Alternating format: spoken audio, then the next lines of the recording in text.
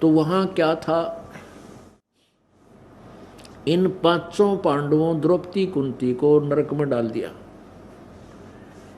और युधिष्ठिर जी को धर्मदास ने कहा, बेटा तू मेरा बेटा है, मेरे पास आ जा।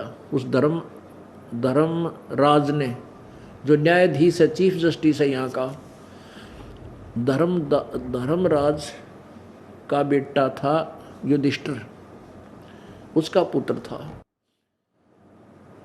और पवन का पुत्र था, पवन देवता का पुत्र था ये भीम। और अश्वनी कुमार, ये दो हैं, इन दोनों के पुत्र थे ये दो पांडव थे, नकुल और सहदेव। और इंद्रदेव देवता, जो स्वर्ग का राजा है, इंद्र का पुत्र था अर्जुन। अब इन चारों पांचों को, इन छह को तो डाल दिया नरक में, चारों पांडवों को और कुंती और द्रौपदी को। और युधिष्ठिर धर्मराज के पास चला गया और कहा, बेटा जा इधर स्वर्ग में घूम ले तू, और ठाठ कर, तू मेरा बेटा है यहाँ का। अब वहाँ युधिष्ठिर जी ने स्वर्ग में घूम कर देखा तो वहाँ कहते हैं दुर्योधन तो बैठे वहाँ एक बहुत बड़ी झूला पर झूल रहा, ठाठ कर रहा, देवता के साथ शरीर प्राप्त करके। और पांडव की तभी कोई ना, तो वापस आया अपने पिता के पास और कहा, पिताजी मेरे भाई कहाँ हैं। और दुर्योधन तो वहाँ स्वर्ग में एक देव शरीर प्राप्त करके आनंद भोग रहा, मेरे भाई कहाँ गए। धर्मराज ने कहा, भाई तेरा कोई भाई नहीं, तू मेरा बेटा है। और वहाँ तो तुम एक फिल्म बनाने गए थे, वह महाभारत रूपी फिल्म बना दी, तुम बनाने के लिए भेजा था तुमने। ये मुख्य यानी अच्छी हस्तियाँ के बेटे थे तुम। भाई वहाँ कोई बेटा नहीं, तो वहाँ कोई तेरा भाई भूई नहीं है, वहाँ तो हो लिया नाता तुम्हारा, जो वहीं पर रोल खत्म हो लिया।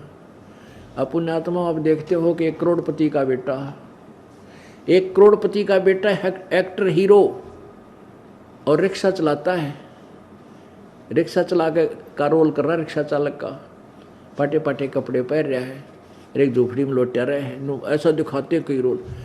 और हम बोली आत्मा वो सोचे हो जाए कितना गरीब आदमी है, बड़ा रहम आता है। उस फिल्म ने शखर में चढ़ जाती है और नो सोचे, और उसको वो अपना मूर्ख बना रहा है फिल्म देखनिया ने।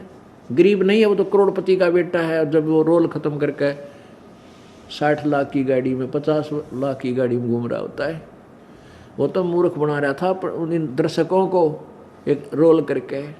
ऐसे ही ये महाभारत रूपी एक फिल्म बना गए ये हीरो, और हम इस महाभारत में पढ़ कर अपना जीवन बर्बाद करें। बताइए ना कि महाभारत ने 100 बार पढ़ ले, बता हमने क्या लाभ होगा। वह इतने दुखी थे जो महाभारत के रोल कर रहे थे। तो युधिष्ठिर धर्मराज ने कहा, तुम्हारा वो कोई पिता नहीं, वो भाई नहीं है, तू मेरा बेटा है, यहाँ रह ठाटते हैं। युधिष्ठिर बोला, नहीं, यह ममता, यह काल का जाल जो सतगुण विष्णु जी के द्वारा मोह सतीछी है, यह बहुत भयंकर है। तो वो मोह ना छूटे आपस में, भाई और बहन, नीचे वाला भाइयों का, माँ का। युधिष्ठिर धर्मराज ने से कहा युधिष्ठिर से कि मैं भी, तो उसने बताया कि धर्मराज ने बताया वो नरक में डाल रखे हैं, उन्होंने बहुत पाप करे थे महाभारत के युद्ध में। और युधिष्ठिर स्वर्ग में कैसे है कि ना, वो दुर्योधन स्वर्ग में कैसे है कि वो युद्ध में मारा गया था, और वो 5, 7, 20, 30, 50 वर्ष यहाँ रहेगा, फिर ये नरक में डाला जाएगा, वो पाप करे रखे इसने। अब वो तरह गजब हो यो, इब आँख खुली युधिष्ठिर की कि वह कुछ दिन स्वर्ग में भी चले गए, और हमने राज जीता था, हम स्वर्ग के, मेरे भाई स्वर्ग के अधिकारी भी नहीं रहे बने। तो युधिष्ठिर ने बोला, मैं तो अपने भाइयों के पास ही जाऊंगा, मुझे वहीं भेज दो। अब धर्मराज बोला, भाई एक काम करे, एक दूत भेज दिया, यमदूत। उससे कहा कि आप ले जाओ इसको और इसके भाई उनको दिखाकर वापस ले आओ, फिर बात कराएंगे। अब उस नरक के अंदर ले गए युधिष्ठिर को, और बहुत गहरा ले गए, चलता रहे, आ जाओ, वहाँ बुरा हाहाकार मच रहा है, इसे बुरी तरह कीड़े मकोड़े मच्छी जंतु खा रहे हैं, और युधिष्ठिर के भी काटना शुरू कर दिया उन्हें। लेकिन उस ममता के कारण वो आगे बढ़ता जा रहा। वहाँ आगे जाकर देखा तो आत्माएं रो रही हैं, हे भाई मैं युधिष्ठिर अर्जुन की आत्मा हूँ, मैं भीम की आत्मा हूँ, मैं कुंती की, मैं द्रौपदी की, और हमारे साथ ऐसा जुल्म हो गया, हमने पाप करे थे आज भोगने पड़ रहे हैं, हमने जुल्म किया युद्ध में, वो पाप आज हमें भोगने पड़ रहे हैं। युधिष्ठिर बड़ा दुखी हुआ। तो फिर धर्मराज ने आकाश आवाज लगाई कि ये देवदूत वापस ले आया इसको, युधिष्ठिर को। युधिष्ठिर कहने लगा मेरे भाइयों को बाहर निकाल दो। धर्मराज ने कहा नहीं, ये नहीं निकल सकते, आप बाहर आओ। अगर नहीं मैं भी नहीं आता फिर बाहर यहीं रहूंगा। धर्मराज ने कहा कि बाहर आ जा, यहाँ कोई सोल्यूशन निकाल लेंगे इनका, आ जा। इसके कहने जब वो युधिष्ठिर बाहर आया, अब उसको वहाँ नरक में 1 घड़ी 2 घड़ी घंटा 2 घंटा नरक जाना पड़ा किसको, युधिष्ठिर को।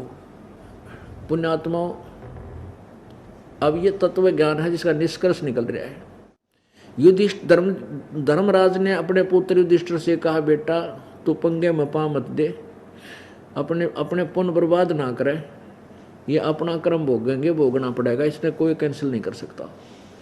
तो उन्ना मान्या जद कर ली कि मन ने भी डाल दो पिताजी फिर उसी नरक में। फिर आखिर में दुखी होकर धर्मराज ने कहा भाई एक काम कर ले, तू अपने कुछ पुण्य दे दे उनको, उन पुण्यों के प्रतिफल में मैं उनको स्वर्ग भेज दूंगा। युधिष्ठिर कहने लगा मैं अपने आधे पुण्य अपने उन 6 मित्र भाइयों को और पत्नी और माँ को दे रहा हूँ। तब युधिष्ठिर उस धर्मराज ने आधे पुण्य संकल्प कराकर उनको वितरित कर दिए और उन सबको नरक से निकलवा लिया। वहाँ वो देव शरीर प्राप्त हो गया। उसी समय वह आ गए, पवन देवता आ गया, वो भीम ने ले गया, ये मेरा बेटा है। इंद्र आ गया, अर्जुन ने ले गया, और नकुल सहदेव को ले गए अश्वनी कुमार जो सूर्य के पुत्र हैं। ये सूर्य नहीं, आग का देवता, एक देव है सूर्य, सूरज। युधिष्ठिर रह गया अकेला अपने पिता के पास।